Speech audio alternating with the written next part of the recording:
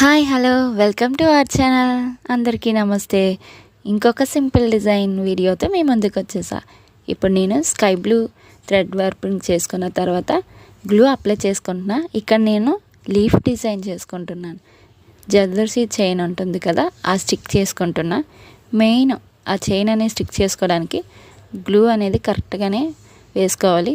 ఎక్కువగా వేసుకుంటే ఆ గ్లూ డ్రై అయ్యాక కూడా దాని మరకలు కనిపిస్తుంటాయి, ఫినిషింగ్ కొంచెం బాగుండదు. కాబట్టి గ్లూ అవసరమైనంత వరకే వేసుకోవాలి.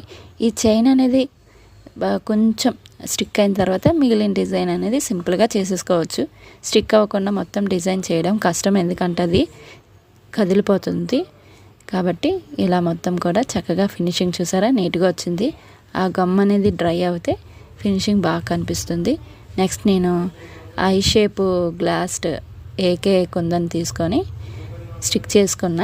2 బ్యాంగిల్స్ కూడా నేను అలాగే చేసుకున్నా సింపుల్ డిజైన్తో. ఒకసారి చూడండి. ఇప్పుడు నేను ఇదంతా కంప్లీట్ చేసుకున్న తర్వాత 8K గ్లాస్ కుందని తీసుకొని గమ్ అతికించుకొని స్టిక్ చేస్తున్నా. కొంచెం ఇది ఒక 8 and 12 అవర్స్ డ్రై అయ్యాక మనకి కంప్లీట్ లుక్ అనేది బాగా కనిపిస్తుంటుంది.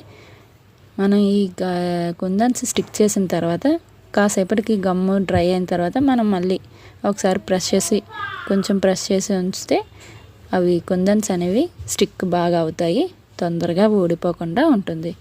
సో ఈ విధంగా నేను గ్లాస్ స్టోన్స్ కూడా స్టిక్ చేసేసుకుంటున్నా. 2 బ్యాంగిల్స్ కూడా నేను ఇలానే చేసుకున్నాను. ప్లెయిన్ బ్యాంగిల్స్తోని కలిపి చూపిస్తాను. ఫైనల్ లుక్ వరకు చూడండి. ఫైనల్ లుక్ ఎలా ఉన్నది అనేది లైక్ అండ్ కామెంట్ కూడా చేయండి. నాకు లుక్ ఎలా వచ్చిందో చెప్పండి. నెక్స్ట్ ఎలాంటి డిజైన్ చేయాలో కూడా చెప్పండి, చేస్తాను. చూసారా ఫైనల్గా ఎలా వచ్చింది, సింపుల్గా ఉంది కదా. ఇలా సింగిల్గా కూడా మనం వేసుకోవచ్చు శారీస్ మీదకి. అది అంటే ప్లెయిన్ బ్యాంగిల్స్, థ్రెడ్ వర్క్ చేసే బ్యాంగిల్స్, ప్లెయిన్ బ్యాంగిల్స్ కూడా వేసుకుంటే కంప్లీట్ లుక్ ఇలా చాలా క్లాసీ లుక్గా ఉంటుంది.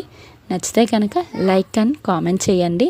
ప్లీజ్ చూస్తూ వెళ్ళిపోకండి, లైక్ చేయండి అండ్ కామెంట్ కూడా చేయండి.